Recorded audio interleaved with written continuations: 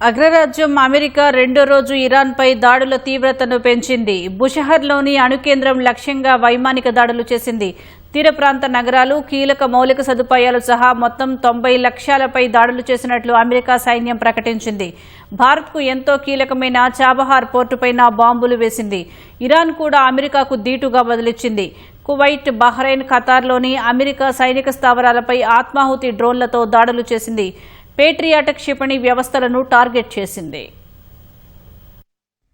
పశ్చిమాసియా మళ్లీ బాంబు దాడులతో దద్దరిల్లుతోంది. ఇరాన్పై రెండో రోజు మరింత తీవ్రంగా దాడులు ఉంటాయని అమెరికా అధ్యక్షుడు డొనాల్డ్ ట్రంప్ ప్రకటించినట్లుగానే అగ్రరాజ్యం సైన్యం భీకర దాడులు చేసింది. బుషహర్ అణు విద్యుత్ కేంద్రం టార్గెట్ గా వైమానిక దాడులు జరిపింది. ఈ దాడులను ఇరాన్ కూడా ధృవీకరించింది. బుషహర్ అణు విద్యుత్ కేంద్రం సమీపంలో అమెరికా దాడులు చేసినట్లు ఇరాన్ ఆరోపించింది. అయితే నష్టం వాటిల్లిందా లేదా అనే విషయాన్ని వెల్లడించలేదు. ప్రస్తుతం ఇరాన్ లో బుషహర్ విద్యుత్ ప్లాంట్ మాత్రమే పనిచేస్తోంది. రష్యా సాంకేతిక నిపుణుల పర్యవేక్షణలో ఉన్న ఈ ప్లాంట్ పరిసర ప్రాంతాలపై యుద్ధం ఆరంభమైనప్పటి నుంచి పలుసార్లు దాడులు జరిగాయి. ఇటీవల జరిగిన దాడిలో క్షిపణి శకలం తగిలి ప్లాంట్ సిబ్బందిలో ఒకరు చనిపోయారని ఇరాన్ వెల్లడించింది. సమీపంలోని భవనం కూడా దెబ్బతిన్నట్లు తెలిపింది. అయితే అణుకేంద్రం లక్ష్యంగా జరిగిన దాడులపై ఆందోళనలు వ్యక్తమైనప్పటికీ రేడియేషన్ విడుదల కాలేదని అంతర్జాతీయ అణుశక్తి సంస్థ తెలిపింది.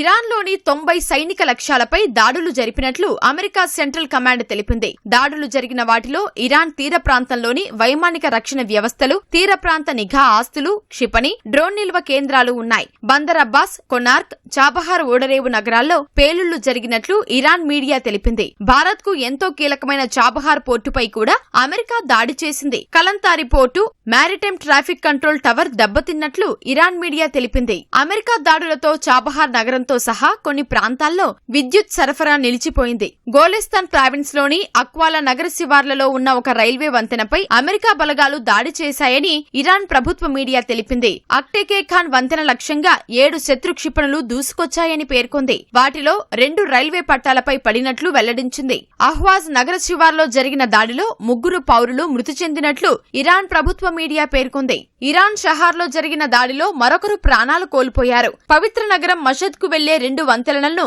అమెరికా పేల్చేసినట్లు ఐఆర్జీసీ ఆరోపించింది. అమెరికా దాడులతో టెహ్రాన్ నుంచి మషద్ కు వెళ్లే రైలు సర్వీసులను నిలిపివేశారు. 2 రోజుల్లో అమెరికా జరిపిన దాడుల్లో 14 మంది మృతి చెందగా మరో 78 మంది గాయపడినట్లు ఇరాన్ ప్రకటించింది.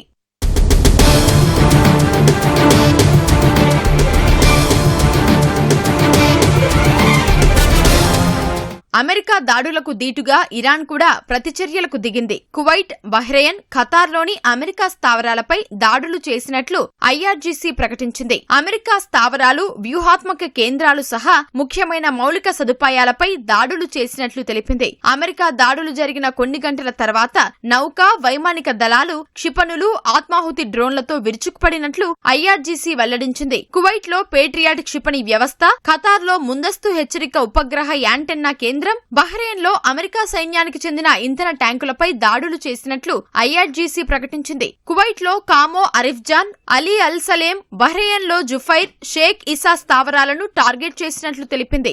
ఇరాన్ దాడులతో గల్ఫ్ దేశాల్లో సైరన్లు మోగాయి. తమ వైపు వచ్చిన 2 బాలిస్టిక్ క్షిపణులు, 13 డ్రోన్లను అడ్డుకున్నట్లు కువైట్ తెలిపింది. తమ గగనతల రక్షణ వ్యవస్థలు ఇరాన్ క్షిపణులు, డ్రోన్లను కూల్చివేసినట్లు బహ్రెయిన్ ప్రకటించింది.